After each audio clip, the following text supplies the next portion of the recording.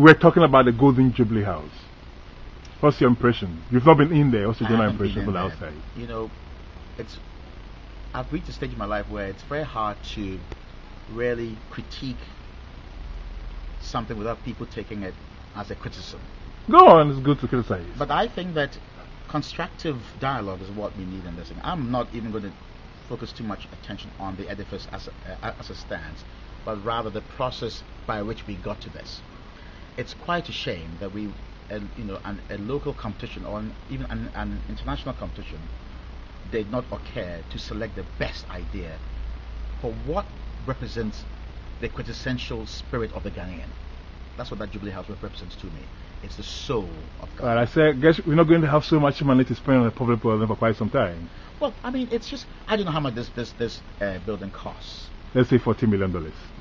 I think it's not even important. I think the issue is you could have spent $100 million if people actually think this is a building that will last the test of time in terms of how we relate to it.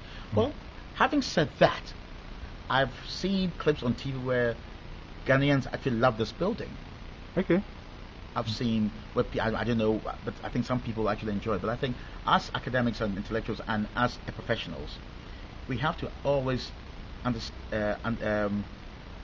debate the relevance intellectually of such a project. Okay. Or rather the source material from which these forms were generated and so forth. I see a stool, and that's about it to me. It's quite literal, and it's not very, I said it was intriguing, but it's not very inspiring for me. And I think that this was, frankly, a missed opportunity to showcase a different range of ideas on this issue of what is a Ghanaian architecture, or what could inspire a Ghanaian architecture. And having that varied set of voices trying to address the same topic would have been a much more useful experiment, actually, or a much more useful exercise, because the university students could have been part of this discourse as to what is a Ghanaian seat. What the famous Vietnam Memorial in Washington was designed by another student. Yes, it was Maya Lin won that competition when she was at Harvard. But there are many great examples where, if you look in the 80s, in France, Mitterrand, the French president, had all these grand projects, and it was a way to showcase French ingenuity and French culture. Okay, and these competitions were won by a lot of mostly French architects, but also some international architects. But you try to address the issue of what is Ghanaian. But somehow that has always been the case. Actually, the point is, we are a very poor country, so the president shops around. India offers to fund it, and of course they come with their design. I understand the same thing happened with the National Theatre and the Rollins, with the Chinese. I'll tell you something which is going on right now. I don't think Rwanda is much more affluent than Ghana, and the Rwandan. Let's be blunt. The Rwandan government is much smarter than the Ghanaian government. They held a major competition. And the building that they're coming out with, and I met the architect Peter Rich in Marrakesh recently, and apparently they worked very hard with local architects. He won the competition, and Rwandan historians and artists and so forth, to come up with the quintessential, Rwandan. I don't know about this, but yes. I am not surprised. So what I'm saying is, it's been done by less affluent nations. Actually, what I was saying, Rwanda is not a good example. I study ICTs for development, and the present Rwandan government, I don't know, is because of the post-genocide situation. Yes. But they are much smarter than most African governments. Absolutely. The Rwandan government is much smarter than the government in Ghana. Look, I don't think we should dwell on that building too much. I think that the building is there. I'd love to go inside and see it. I went inside. I was a bit underwhelmed, but you are the expert. Yes. No, I'm not an expert necessarily, but I think that I drive by it and it's just another building. I really don't see what all the hoopla is about. Now, look at the next building further down, which is the Dutch Embassy. Exactly. Now, that good. building speaks more about the tropics and Ghana than. I'm happy you made this point. Well, that's exactly. And that was not even designed by. That was designed by a Dutch architect. So it doesn't. It's not necessarily. There's nothing wrong with the foreign architect doing the work, I'm very happy you made that point. I'm very happy you made that point. It's point. about the brief that has been set and the caliber of the people designing this building. Clearly, the Dutch people are highly sophisticated thinkers.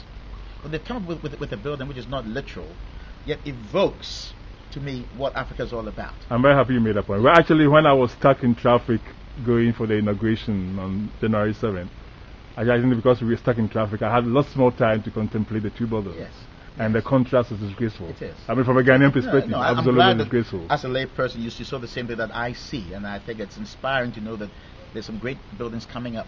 And I wish I wish that the patrons of these buildings will be the Ghana government or Ghanaians, and not foreign embassies and then foreign developers alone. Well, as is, I will not say well known, but you've been featured in also specialist press and new media places.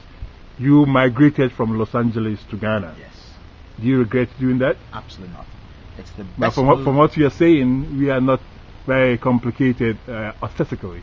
And for a design person like you, this should be a quite boring place to live. No, but I must say that I think I can critique the environment in which I live, but I think that for me, there's great fodder for new ideas also. So I don't want to sound like I'm bashing Ghana, of course, but I'm just critiquing different parts of, but there are many. So do you have space to translate your new ideas into action? Well, a little space, but I think it's just a matter of time. I think with all things, we need to lead by example. So the first thing which I've done is to create my own micro environment, which is my home. Okay. To showcase how I think people could live. It's not the way people should. So have you had offers to design homes like this for others? We've designed many homes. And using similar principles? Using similar principles, but they haven't been built yet. We have one building under construction in Tamale, which is a very large building, but the principles are the same. Is that a private? No, it's a conference center for the Mariam Hotel. I see. Tamale. So that's underway, and we hit a few snags last year, but I think it's going to start again. We're on the 3rd floor or something like that. But I think that would really capture my ideas on using traditional materials in a commercial application, and so. But I just want to touch on something. There is room for all kinds of ideas in architecture. So I can talk about the Dutch Embassy, I can talk about that building or the Smith building, but ultimately, we just have to be given space where new ideas can be brought forth, as well as all the other stuff.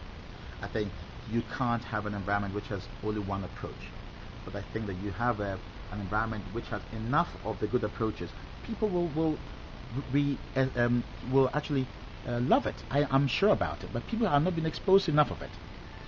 But it's very interesting. We go to London and we love how things are well laid out and properly done. Or we go to Venice or we go to New York, and this is the kind of.